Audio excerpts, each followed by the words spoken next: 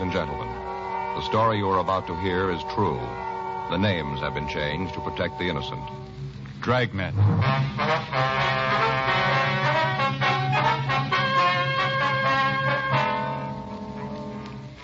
You're a detective sergeant. You're assigned a robbery detail. A gang of truck hijackers has been working in your city. They've stolen 14 loaded trucks. They've kidnapped and beaten one of the drivers. There's no clue to their identity. Your job? Get them.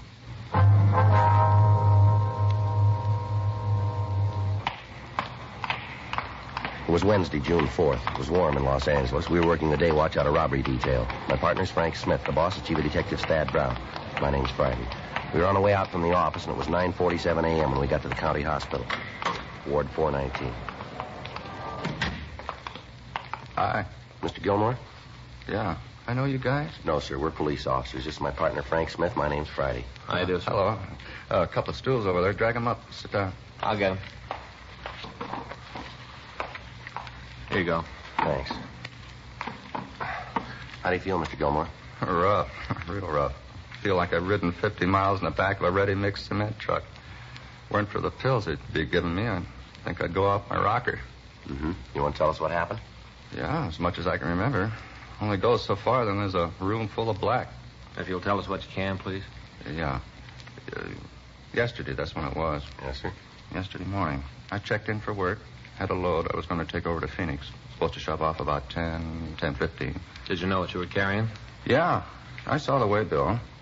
Some of the stuff they were loading it. Used furniture. Didn't make any difference to me. They load the truck and I'll drive it. Uh-huh. I went across the street. Little coffee place over there. Got my vacuum bottle filled and came back. By that time, they had the truck loaded. I signed the way bill in the office and went out and got into the truck. The two guys are waiting for me.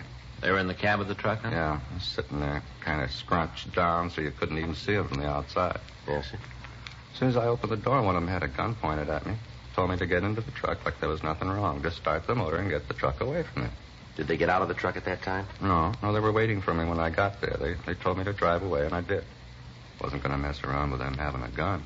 Yeah, go ahead. And we drove about 3 blocks, and he told me to pull into an alley just off of Santa Fe. Santa Fe and what? Do you remember? By Porter Street, between Porter and Enterprise. I see. Like to go ahead? And they told me to pull into the alley, and when I did, they made me get out of the truck. Took me around back and broke the seal and told me to get inside. And that's what you did? Officer, if they'd have told me to jump off the city hall, I'd have gone ahead and done it with that gun pointed at me. I'm a coward. Fellow waves a gun around, and I'm going to do just like he tells me. Yes, sir. Those guys are mean, you could tell. How's that? Oh, I'm a kind of a student of phrenology. I could tell about those fellas real plain. Student of what? Phrenology. You know, bumps on the head. Oh. They all mean something. Of course, I didn't get a chance to make a good examination of these guys, but I could see it. Real criminal heads. Bumps told me so. One fella had a head that was one of the worst I'd ever seen. Yes, sir. He was mean to his mother, I could tell. Had a bump right here. Here, you see? Huh. Yeah. He was mean to his mother. Yes, sir. Well, what happened after they tied you up? Just left me there. I see. You want to go on? Yeah. They must have drove for about 20 minutes when they stopped. Pulled in some sort of a driveway. How you figure that? Well, right after they stopped, they made a half U-turn, then backed up. Backed up this ramp. Steep. Then they stopped and took me out of the truck. Blindfolded me and made me get out of the truck. Now, this place where they stopped, that's where they unloaded the furniture, did they? Yeah. They must have taken it out of there. I heard them thumping around the truck. Sounded like they were unloading it. Well, now, what'd they do after they got all the furniture out? Put me back in, drove out to where you found the truck. After they both climbed into the back, beat me up. Don't remember much after that. Mm-hmm. Both of them worked you over, huh? Yeah. Both of them got in their licks. Especially the one who was mean to his mother. He was vicious. He was mean. They kept hitting me with their fists until I just passed out. Don't remember anything after that till I came to in the back of the truck.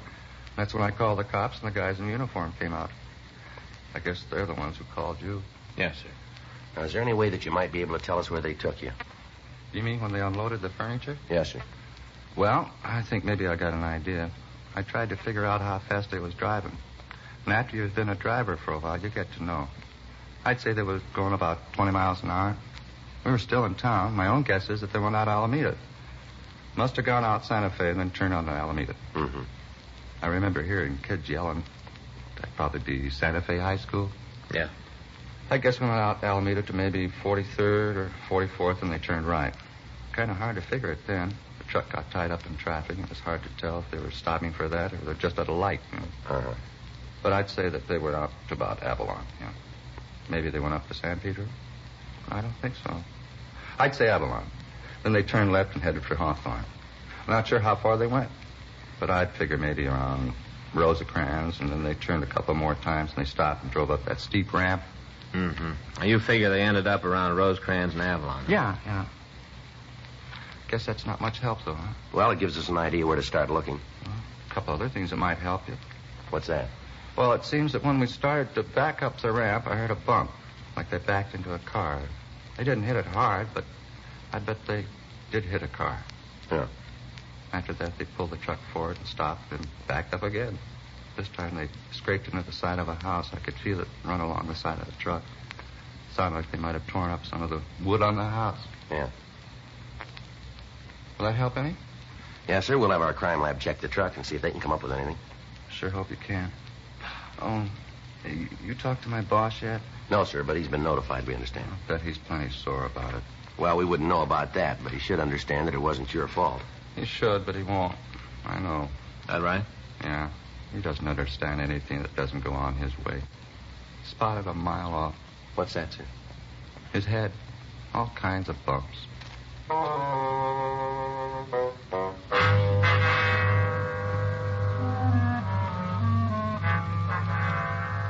10:06 a.m. We continued to question the victim, Russell Gilmore. He gave us descriptions of the two men who kidnapped him. He also told us that at one time he heard one of the men call the other by the name Leo. Further, he told us that when the two bandits had taken him from the truck, they'd placed him in a garage. He was able to feel the wall, and he said that he was sure it was a plaster wall, inasmuch as he could feel the studs and the wire holding the plaster. He said that at one time he heard a woman come out of a house and say something to the thieves while they unloaded the truck. He told us that the garage wasn't very large because there was no echo on the sounds that were made in the building. We called the office and got out a supplementary broadcast on the thieves carrying their descriptions. 10:40 a.m. Frank and I left the county hospital and drove over to Central Station. We went up to the crime lab and talked to Ray Pinker. On the right rear fender, we found evidence that the truck had hit a car. Lifted some paint chips. Got them here. Uh-huh. Looks like a blue car, huh? Yeah. I checked the paint with a Ditzer Production color book.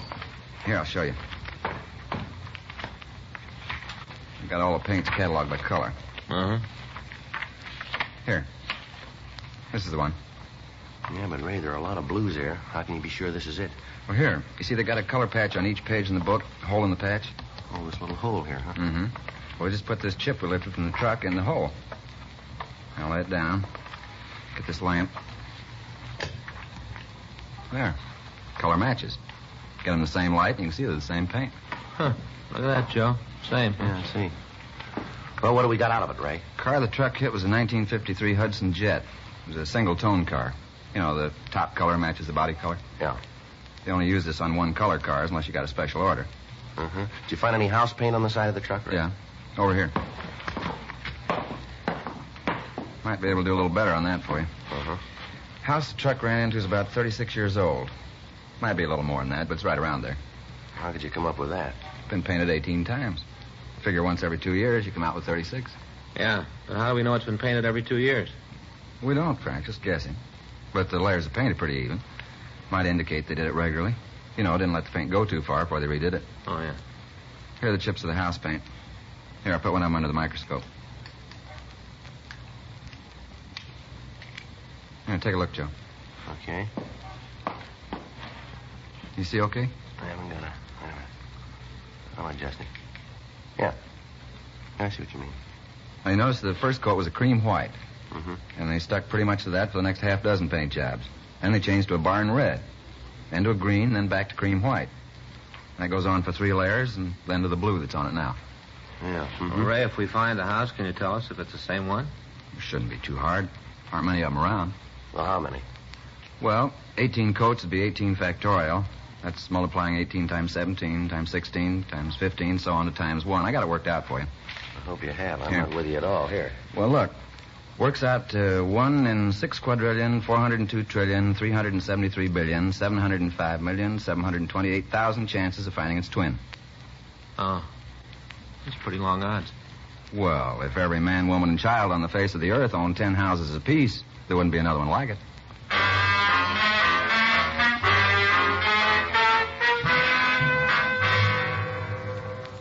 11:37 a.m. We put in a call to Leighton Prince. Harlan Stahl told us that his crew had gone over the truck thoroughly, but had failed to come up with anything.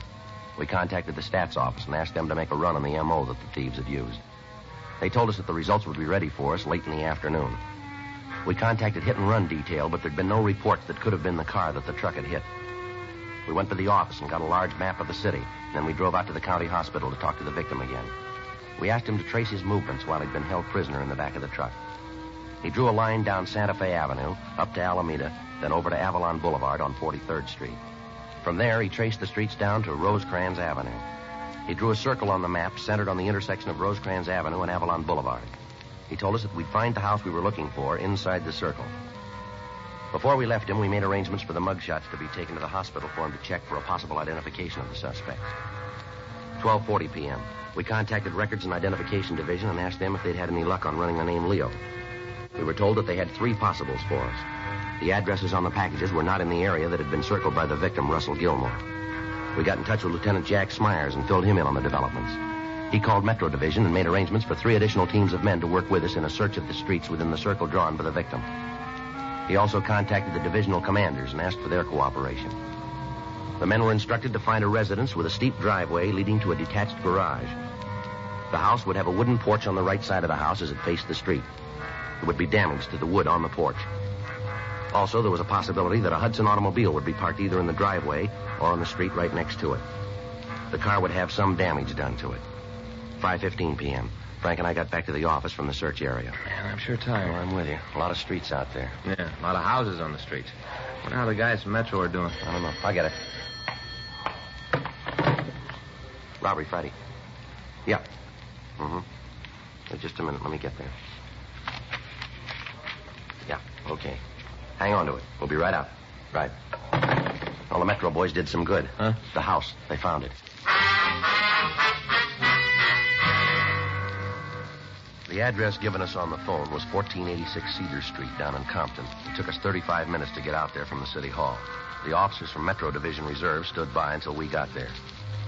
We found the house located on Cedar between Dwight Street and Tawada Avenue. It was a 1-story frame building with a stucco garage in the rear of the lot. On the left front side of the house was a wooden porch which had been scraped by some large object. Several of the pickets in the railing were broken. On the street in front of the house next door, we found a 1953 Hudson Jet painted a light blue. There was a dent in the left rear fender. We couldn't tell for certain, but the color of the car and the color of the paint on the porch seemed to match the chips that we'd seen in the crime lab. While the officers from Metro covered the rear of the building, Frank and I rang the front doorbell. There was no answer. We checked the garage, but we found nothing that would tie the house owners in with the robbery kidnapping. The interior walls of the garage were rough wooden studs. Between them, we could see chicken wire embedded in plaster. The physical description of the house, the ramp leading to the garage itself, and the car parked on the street matched in every detail the picture that we'd been given by the victim. 6:10 p.m. We got the name Conrad Lewis from the mailbox in front of the house, and while the officers from Metro checked it with our office, Frank and I went next door to talk with the neighbors. Yeah? Wonder if we could talk to you, ma'am. Sure. Who are you? Well, it might be better if we got in off the porch. You ain't coming in here unless I know who and what you are. We're police officers. Oh? Yes, ma'am. Here's our identification. Oh, yeah. Well, come on in. Thank you, ma'am. I'm Myrtle Richards. This is my partner, Sergeant Friday. I'm Frank Smith. Oh, how do you do? How are you, ma'am? You just sit down. I'll turn off the television. Thank you. Comedy. I've seen it before a couple of times. I always laugh at them again, though. They're funny.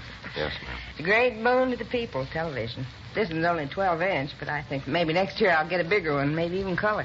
They got it now, you know. It's true color. It's beautiful. Yes, ma'am. Of course, I ain't actually seen it myself. I just read about it, you know. Beautiful. Oh, I'm a great fan. I got it on all day, right from the early show to the late show. I understand next week one of them stations is going to start an early show. Now, that'll be nice, won't it? Yes, ma'am, sure. I wonder if we could ask you a few questions. Why, certainly. You just go right ahead. That car out front, does that belong to you? The blue one? Yes, ma'am. Yeah, that's mine. I just got it a few months ago. That's what you're here about, huh? I beg your pardon? About how somebody hit my car. Big dent. Isn't that what you're here for? No, not exactly. Do you know who hit your car? No. I wish I did. If I knew, I'd sue him. Imagine hitting a car that's parked right at the curb and not leaving a note or something to say who did it. The person that ran into me must be insured. Wouldn't cost him nothing. All he had to do was leave a card. Yes, ma'am. When was the automobile hit? Yesterday morning.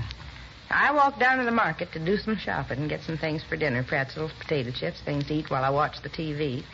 When I got back, the dent was there. Did it while I was gone. Did it and didn't even leave a card. Yes, ma'am. Could you tell us who lives next door to you, please? Which side? The left side over there. Well, that's Lewis's house. Why are you asking about them? How long have they lived there, do you know?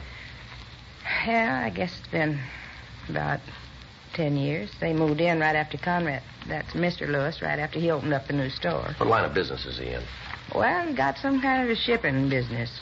Has deals with different stores all over the state. Did you see Mr. Lewis yesterday? Yes. Matter of fact, I did. He come over like usual at 5:30. He usually come over at that time, does he? Tuesday, Thursday, and Saturday, yeah. You see, there's a TV show he likes to see. I watch it, but his wife don't care for it. She watches something else, so Conrad comes over here. He was here last night. You see him during the day at all? No, I didn't. You know where they are tonight? I'm not sure, but I think they went to the movies. Seems to me Mrs. Lewis said that her and Conrad was going to a show over in town. That's probably for us. I'll get him. I imagine so. Isn't anybody come calling on me this time of night? Oh, it's Henderson, Joe. I'll be right back. Right. Have you noticed any trucks in the neighborhood lately, Mrs. Richards? Oh, well, I'll have to think about that for a minute. Mm-hmm. You don't mean like the garbage you can truck, do you? No, ma'am. Large moving vans. See the others quite a bit. Yeah. Well, now, let me see. Well, there were some people who just moved into a new house down the street. That was about a month ago. That didn't help? Well, thank you, Miss Richards. Joe, see you a minute. Yeah. Excuse me, please, Miss Richards. Yeah, you go right ahead. Yeah. Henderson ran the name Conrad Lewis through the files. Mm-hmm. He's been convicted for armed robbery.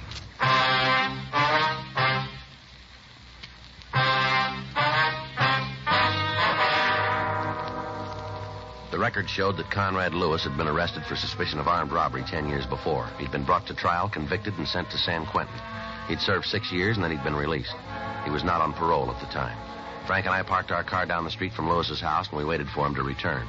At 10:57 p.m., we saw a dark-colored Lincoln sedan turn onto the street and swing into the driveway of the Lewis residence. A man and a woman got out of the car and entered the house.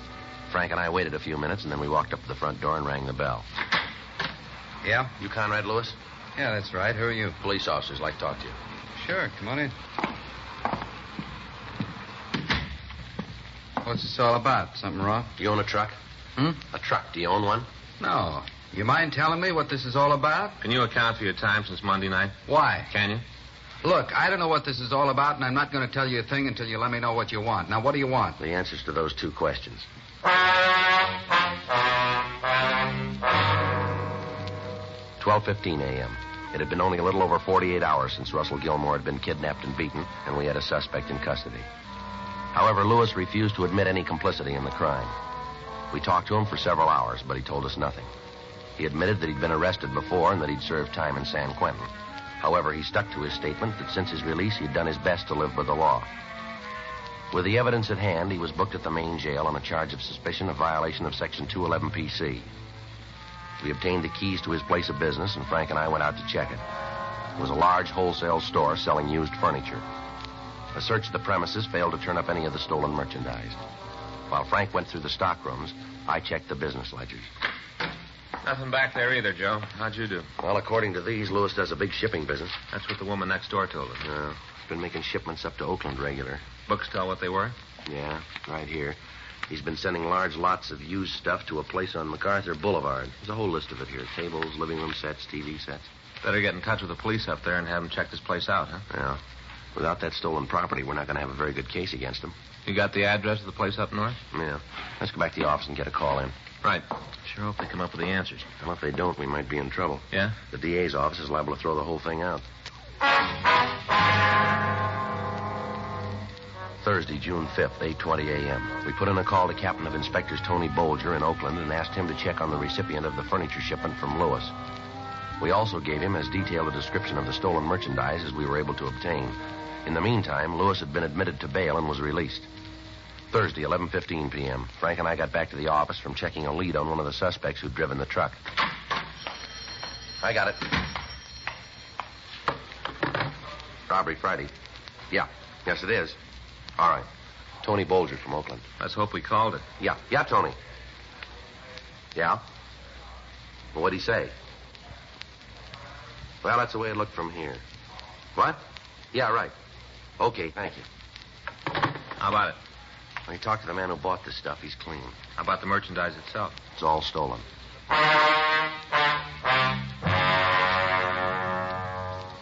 11:20 p.m. We got in touch with Lieutenant Smyers and filled him in on the new developments. After we talked to him, we contacted Officers Max Herman and Ed Benson and made arrangements to meet them at the house on Cedar Street.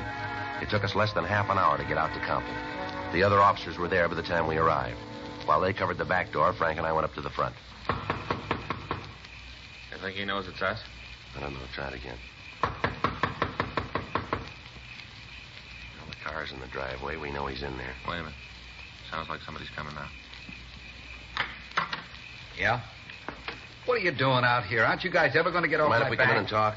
I got a choice? No, you haven't. Well, then come on in.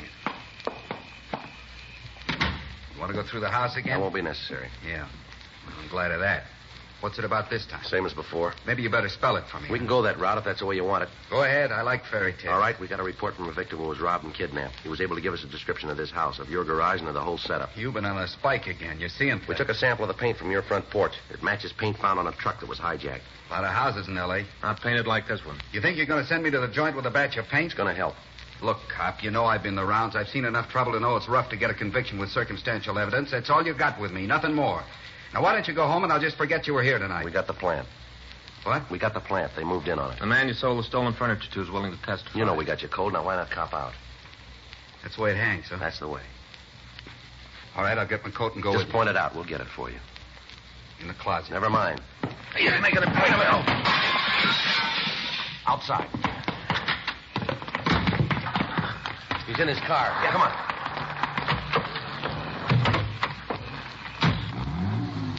He's heading down toward Rosecrans. Better hit the siren. Right.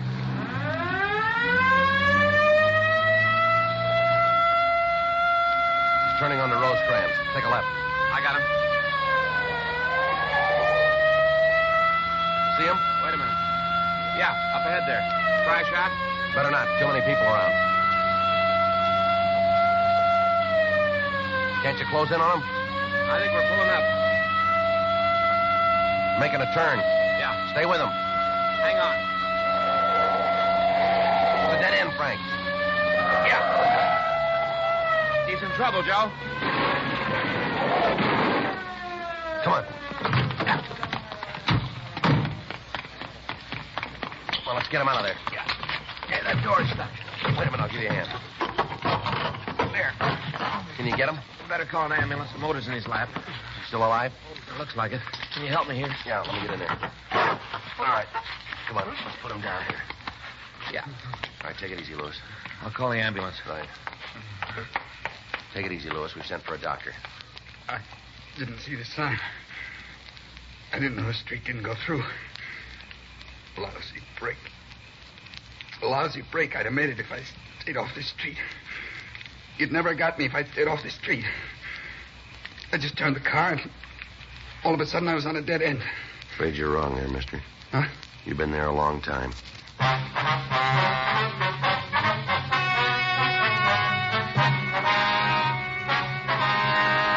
Conrad Austin Lewis and his Confederates were apprehended and brought to trial on 11 counts of grand theft auto and 1 count of kidnapping. They were found guilty and sentenced as prescribed by law. Grand theft auto is punishable by imprisonment in the state penitentiary for a period of not less than 1, nor more than 10 years. Kidnapping is punishable by imprisonment for a term of from 1 to 25 years in the state penitentiary. Dragnet is a presentation of the United States Armed Forces Radio Service.